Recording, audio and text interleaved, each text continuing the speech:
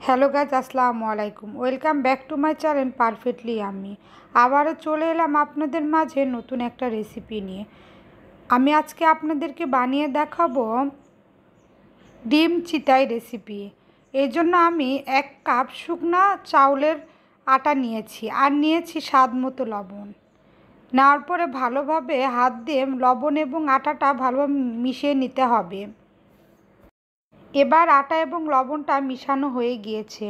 এবার আমি দিয়ে দিব গরম পানি। গরম পানিটা এমন হবে যে একটা আঙ্গুল ডুবিয়ে কিছুক্ষণ রাখা যায় সেরকম গরম পানি কিন্তু লাগবে। এখানে কিন্তু অতিরিক্ত গরম পানি দেওয়া যাবে না। এবার একটু একটু করে পানি দিব আর আমি মাখিয়ে নিব। আটাটা কিন্তু বেশি সময় ধরে মাখিয়ে নিতে হবে। যত ভালোভাবে মাখানো হবে পিঠাটা কিন্তু ততটাই সুন্দর হবে। একেবারে কিন্তু আমি পানি দিয়ে দিব না, একটু করে পানি দিব আর মাখাবো।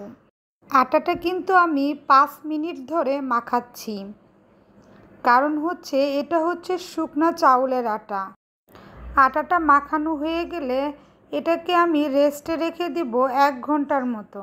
যদি আপনাদের হাতে সময় থাকে তাহলে আরও বেশি সময় ধরে রেস্টে রাখতে পারেন। এটা যদি ভেজা আটা হতো তাহলে এত সময় রেস্টে রাখা লাগতো না। এবার 1 ঘন্টা হয়ে গিয়েছে। আটাটা কেমন ঘনত্ব হবে সেটা কিন্তু আপনারা দেখেই বুঝতে পারছেন। এবার চুলায় একটা মাটির খোলা দিয়ে দিব পিঠা ভাজার জন্য। খোলাটা কিন্তু এবার গরম হয়ে গিয়েছে। এবার 1 চামচ ব্যাটার দিয়ে দিব। এবার চামচ দিয়ে ব্যাটারটা একটু ছড়িয়ে দিব।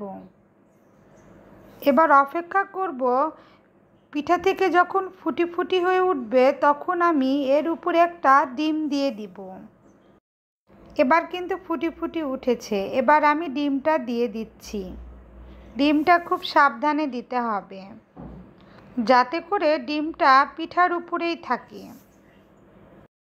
এবার মাটির একটা ঢাকনা দিয়ে ঢেকে দিব। মাটির ঢাকনাটা আমি কিন্তু পানির ভিতরে রেখে দিয়েছিলাম। এবার পিঠাটা হয়ে গিয়েছে, নামিয়ে নিচ্ছি। এবার আমি আরও একটা পিঠা ভেজে দেখাবো। আগেরটাতে শুধু আমি একটা ডিম দিয়েছিলাম।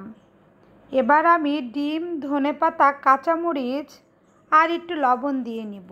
এই একইভাবে কিন্তু 1 চামচ দিয়ে দিয়েছি এবং চামচ দিয়ে একটু ব্যাটারটা ছড়িয়ে দিচ্ছি। সেই একইভাবে আবারও অপেক্ষা করব পিঠাটা থেকে একটু ছিদ্র ছিদ্র হওয়া পর্যন্ত।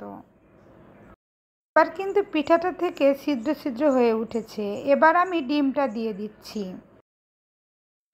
এবার দিয়ে দিব ধনেপাতা কুচি, আরও দিয়ে দিব আমি কাঁচামরিচ কুচি,